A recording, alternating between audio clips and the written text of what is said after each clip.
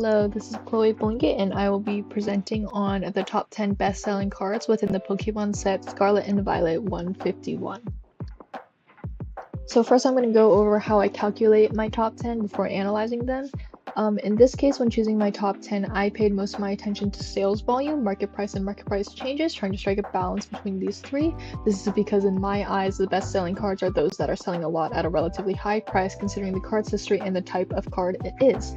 So in order to figure out what my top 10 are, I looked at the top 15 popular on price charting and the top 15 best-selling on TCG Player related to this set, so in this case Scarlet and Violet 151. From there I took all the cards that I collected and ranked them all based on price point, price change, and sales volume individually. Price point based off of the ungraded market price on price charting and the market price on TCG Player, price change based on TCG Player's graphs, and then sales volume based on TCG Player's graph, as well as the recently sold listings on eBay. From there, I calculated the final ranking using a point system based on their placements. So a card that is first place in price point, in the price point category will get 19 points, with the last place one getting 1 point. Or if there are 19 cards, it'll be first place has 19 points, last place gets 1 point. And I just go down this categories doing that same calculation. And then I total those and get my top 10 from those total scores. And yeah, from here each slide will contain an explanation of why I believe it is within the top 10, and from there I will also have honorary mentions at the end that I include because they caught my eye for some reason. In this case, they are cards that I thought would be in the top 10 and weren't for one reason or another. And yeah, we will start with our first place card, which is of course a Pikachu card. This is Pikachu 173. This is a special illustration rare. Special illustration rares are highly sought after by collectors since they tend to be rarer than illustration rares and also tend to be of higher quality. In this case, this is a Pikachu card. Pikachu is the mascot of Pokemon and is the most popular Pokemon within and outside of the fan base. Any Pikachu card basically is guaranteed to sell well because of how popular and well-liked of a Pokemon Pikachu is. In addition, the art style of this is really nice. A full art that depicts calm scenes or daily life. Those tend to sell very well. And in this case, we have Pikachu crossing the street, and we're kind of getting a view of what life looks like in the Pokemon world. So that will, of course, sell well. And then we also have the inclusion of other Pokemon and characters, which makes this card a lot more appealing to fans. Yeah. Our second place is Mew EX205. So this is considered a full art card because the art takes up the whole entire card, but it isn't an illustration rare or a special illustration card rare. This card is a hyper rare. So a hyper rare is one of the rarest cards in the set, and it is meant to be one of the chase cards of the set. Usually the rarity indicates that. And yeah, in terms of Pokemon popularity, this is a Mew card. Mew is one of the most well-liked and is among the most popular legendary Pokemon due to its cuteness, lore relevance, and narrative presence. It's just overall a very popular card, and because of that, Mew cards tend to sell well, similar to how the Pikachu cards tend to sell well. And in terms of the artwork, the gold background attracts collectors because it indicates to collectors that, hey, this is a high value card, this is a rare card, and people are going to want it. And so collectors will get cards with this type of artwork with this gold background because they believe it to be of higher value, which they tend to be, as this one is which they tend to be since this one is a second place bestseller. And yeah. Our third place card is Ivysaur 167. So this is an illustration rare. This isn't a special illustration rare, just a regular illustration rare, and it's also full art, so that makes this immediately attractive to collectors.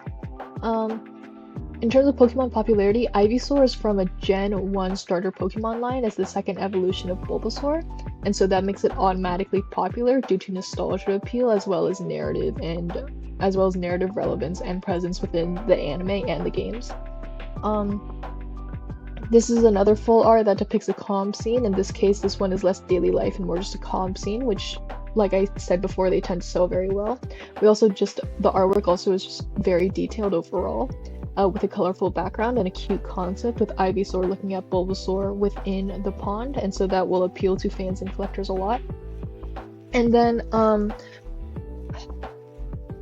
in terms of collectability, the evolution line of Bulbasaur they all have cards within the set, and they all have matching art styles and scenes. In fact, I think every single Gen 1 Pokemon starter, their evolution line has cards for every single stage that have matching artwork or matching art styles, which we will look at more later because we will see them pop up within our top 10.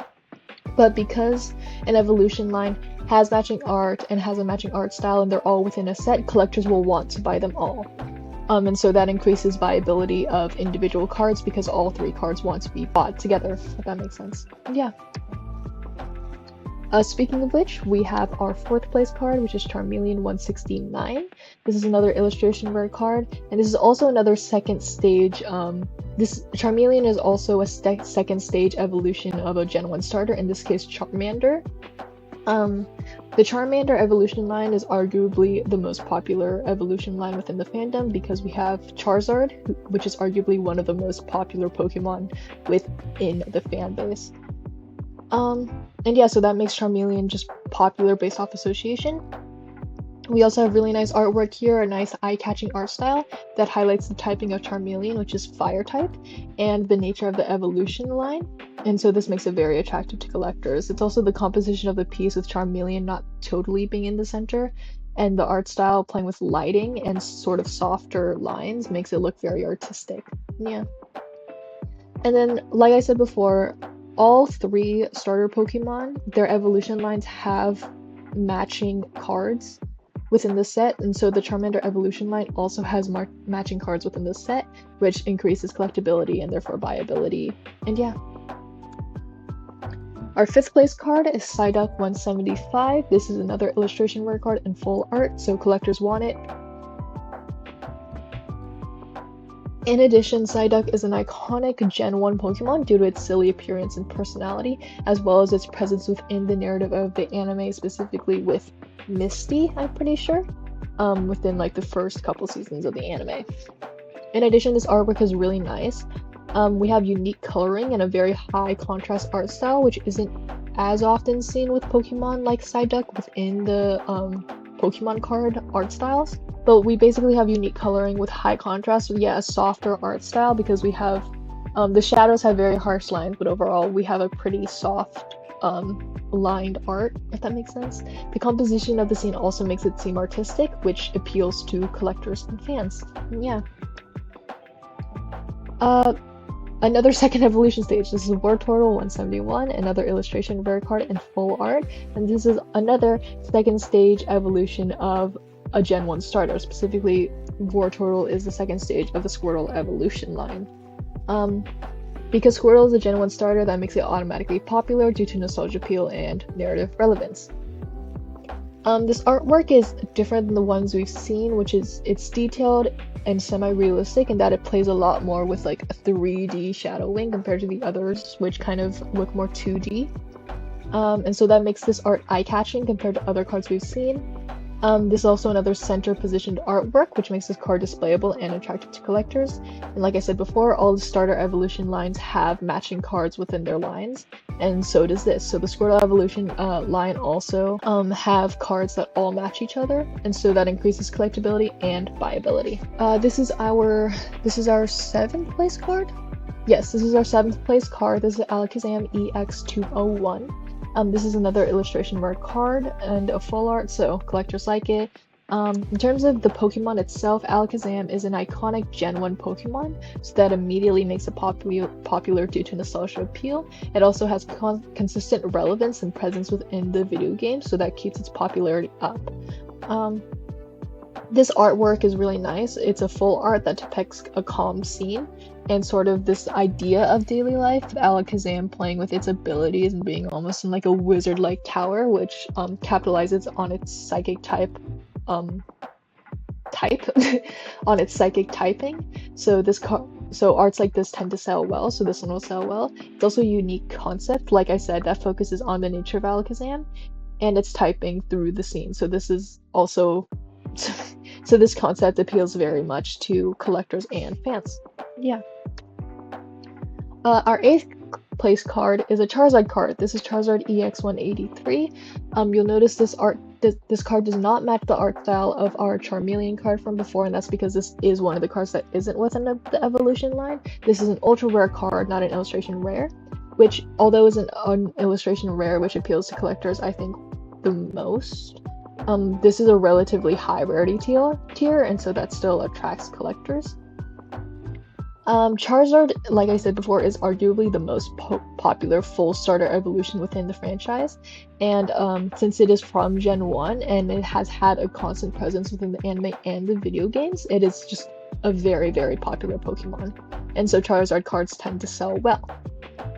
This is also, like I said before, you'll notice this doesn't have matching art to the Charmeleon card we saw before, and that is because it isn't part of the line. And because of this, this is considered a more affordable and not as rare Charizard card compared to the other Charizard card that matches the Charmeleon card, which is considered one of the chase cards of this set. And so because it is a more affordable version, it has a wider audience and it will have a higher sales volume because more people can afford it. And yeah. This is our number 9 card. This is Blastoise EX200. This is another special illustration rare, and you will notice that this card matches the art style of our Wartortle card. I actually don't know if they match like other cards have, but I kind of doubt it based just on what I see already, but we can see. Yeah, it doesn't really match, as in you can line them up together and you can sort of see them transform, or you can see that the scenes connect. Which I'm going to show you why I tested that out now, but this is our number 9 card, Blastoise EX200. This card matches the Wartortle card we saw earlier, and so, sorry, this is wrong, just ignore that. This card does match the Wartortle card we saw earlier, and therefore is a card within that Squirtle evolution line that matches each other.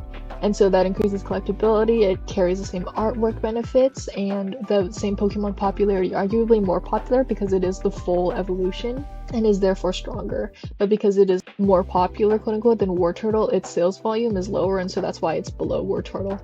That probably didn't make sense. Because Pokemon is more popular, its price is higher, as you can see by the graphs. The Wartortle is around $38, while the Blastoise is around $100, and because of that the sales volume is lower just because it's not as affordable. And yeah, now we can move on to our 10th place card, which is another Mew card. This is Mew EX193. Unlike our other hyper rare, although the positioning of the card is basically the same and the art is quite similar, this is an ultra rare card compared to the hyper rare card, which is still a relatively high rarity tier that attracts collectors, just not as much as hyper rares. And then this carries the same popularity as Mew. The difference really is that this artwork does not have a gold background, and so that gold background, like I said before, indicates to collectors that, like, hey, this is a really high quality card. This doesn't have that gold background, so even though it's still a Mew card because it isn't as rare and it doesn't have that gold background, it is below it within popularity, but it is still up here because at the end of the day it is a Mew card, and Mew is a very, very popular Pokemon. And yeah, that was our top 10. We'll move on to our honorary mentions, which is where I'll show you why I was stacking like the cards before. But this is the other 2 cards that would be included within the Charmander evolution line matching, Charmander 168 and Charizard EX199. Charizard EX199 specifically is considered the target chase card of this set for a lot of people because it is a Charizard card, because it is a very pretty Charizard card basically, and because of that also the Charmander evolution line cards are one of the most sought after cards of this set. As to why these 2 aren't up there with Charmeleon, I would say these 2 had lower sales volume and price change, just calculation wise. As to why this is, I think this is due to the affordability of each evolution stage. As you'll notice, of the starter evolutions within the set, the second stage is the main one that shows up within our top 10.